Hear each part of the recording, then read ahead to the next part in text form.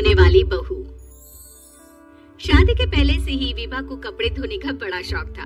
कभी नल के नीचे तो कभी तालाब के पास। अरे मेरी नीली वाली लुंगी नहीं दिख रही है। विभा की अम्मा कहाँ रखी है लुंगी? अरे वो तो विभा ने परसों ही धोकर रखी थी आपकी अलमारी में, देखो वहीं होगी। वो ना मैंने आज धो दी, मुझे लगा कि गंदी हो गई होगी। अरे कैसे गंदी हो गई थी, उसे तो मैंने पहना भी नहीं। हे भगवान, इस लड़की के कपड़े धोने की आदत से परेशान हो गया हूँ मैं। जितना तो घर में राशन नहीं आता उससे कहीं ज्यादा डिटर्जेंट पाउडर का खर्चा है। इसकी शादी करवा दो, शादी जाए अपने घर में ही करेगा, फिर चाहे घर के कपड़े धोने हो या पूरे गांव की। हाँ ठीक बोल रही हो, देखता हूँ मैं कोई लड़का। वो दिन भी आ जाता है जब विभा को देखने लड़के वाले आ जाते हैं। लड़की मुझे अच्छी लगी। होने वाली सास कहती है, बेटी अगर कुछ पूछना है तो पूछ लो। वैसे तो हमारी लड़की बहुत ही शर्मीली है, जो बोल दो वो मान लेती है, इसे क्या पूछना होगा। अरे कैसी बात कर रही हो माँ, मुझे इन लोगों के घर रहना है, सवाल तो कई है। हाँ बेटा पूछ लो ना, क्या पूछना है। आप लोगों के घर कपड़े कौन धोता है? सास का मुंह बन जाता है। देखो अगर तुम ये कहना चाहती हो कि तुम्हें कपड़े धोने नहीं आते तो सुन लो, कपड़े मैं ही धोती हूँ, लेकिन तुम्हारे आ जाने के बाद मैं रुमाल तक नहीं धोऊंगी। अरे चुप रहना भगवान, बहू बेचारी घर आई नहीं, उसे डराना शुरू कर दिया।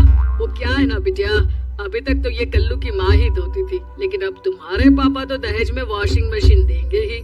तभी विभा की माँ बोल पड़ती है, सवाल भी पूछा तो क्या, वैसे भाई साहब मशीन की तो फिर भी कपड़े धोने की कैपेसिटी होती है। मतलब जो बिटिया दे रहे हैं ना विभा, इसे कपड़े धोने का बहुत शौक है। ये आप लोगों के क्या आस पड़ोस गांव मोहल्ले सबके कपड़े धो दे और उफ तक ना करे। बाहर देखा नहीं आपने कितने कपड़े सूख रहे हैं, सब हमारी बिटिया ने ही तो धोए हैं। बस भी करो ना माँ, शर्म आ रही इतनी तारीफ सुनकर। और तो और एक दाग निकाल कर दिखाओ तो मान जाओ। हाँ अच्छा माफ करना बेटा, मैंने गलत समझा, हमें तो रिश्ता बहुत पसंद है। और ऐसे जुड़ जाता है रिश्ता कपड़े धोने का शौक रखने वाली विभा का। उसकी शादी हो जाती है कोयला फैक्ट्री में काम करने वाले कल्लू के साथ। शादी के बाद अचानक विभा चिल्लाती हुई सास के पास आती है, सासू माँ, अरे सासू माँ कहाँ है आप? ये तो धोखा है, धोखा दिया आप लोगों ने मुझे। इसे ससुर के चक्कर के बारे में पता चल गया। अरे तो उसमें तुझे क्यों धोखा मिला है? अरे नल में पानी नहीं आता, कपड़े कैसे कब धुलेंगे? अच्छा तू पानी नहीं आ रहा उसकी बात कर रही है। तो आपने क्या सोचा? कुछ नहीं। अच्छा तेरी माँ ने कहा था कि कपड़े धोने का शौक है, तुझे याद आया मुझे। शौक बोलकर कपड़े धोने वाले मेरे जुनून को कम ना आके सासू माँ, कपड़ा धोना मेरा गुरूर है। तभी पति भी वहाँ आ जाता है।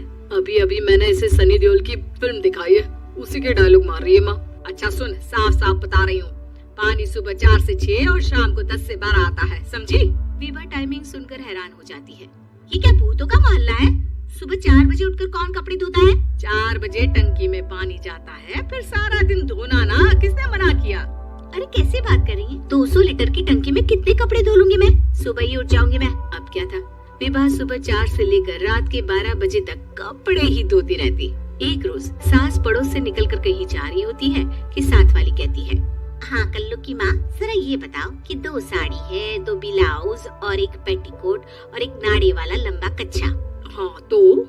अरे तो क्या, कितना लोगी धुलाई ये बताओ। 2 बन दिख रहे हैं हम क्या? हमारे पति सरकारी नौकरी से अभी रिटायर हुए हैं और बेटा सुपरवाइजर है कोयला फैक्ट्री में। 2 बन समझ रखा है हमें। हाय रे कल्लू की अम्मा, माफ कर दो, वो तो मोहल्ले में यही सब बता रहे थे कि तुमने बहू को कपड़ा धुलवाने के काम में लगा दिया है। सास को पड़ोसन की बात सुनकर गुस्सा आ जाता है। वो घर पहुंचती है जहाँ घर के बाहर ही इतने सारे कपड़े सूख रहे होते हैं जितने कि किसी धोबन के घर पर। अरे ओ कल्लू की दुल्हन, बाहर निकल। माँ जी यहीं आ जाओ, बाथरूम में चादर धो रहे हैं हम। अरे अभी हम धोते हैं, तुमको बाहर निकलो। ये आस पड़ोस वाले बोल रहे हैं कि हम बहू से कपड़े धुलवा कर उसे कपड़ा धोने वाली बना दिए हैं। अरे छोड़ो ना माँ जी, किन लोगों की बातों में आती हो? आस पास के लोगों का तो काम ही होता है कि वो किसी तरह सास बहू को लड़ा दे। बहू सारे घर के कपड़े धोती है, ये क्या कम है? बोलिए। सास को भी लग जाता है कि वो बहू का ये सनकीपन नहीं छुड़वा सकती, इससे अच्छा है कि खुद ही चुप हो जाए। एक रोज सास और बहू मंदिर जाते हैं, जहाँ सास की साड़ी वहाँ खड़ी भीख मांगने वाली से मिलती है। माँ जी क्या बात है, आपकी साड़ी उस भिखारन से कितनी मिल रही है ना? हाँ हाँ देखो तो, दोनों की साड़ी मिल रही है। क्या बात है कल्लू की अम्मा, तुम खुद को तो अफसर की बीवी बताती हो और ऐसी सिंपल सी प्लेन साड़ी पहनकर घूमती हो। सिंपल और प्लेन नहीं है ये साड़ी। तो क्या सोने के धागे से फूल बने हैं? कुछ भी सासू माँ, कुछ भी। हाँ बने थे इस साड़ी में सोने के धागे से फूल। मेरे पति लेकर आए थे मद्रास से स्पेशली मेरे लिए 10,000 की। ताहे भाई साहब इस भिखारन के लिए भी सेम टू सेम साड़ी लेकर आए होंगे 10,000 की। सास उस वक्त कुछ नहीं कहती, लेकिन बहू के साथ घर आती है और अलमारी से एल्बम निकाल कर लाती है। ये साड़ी देख रही है, ये वही साड़ी है जिसे मैंने अभी पहना था।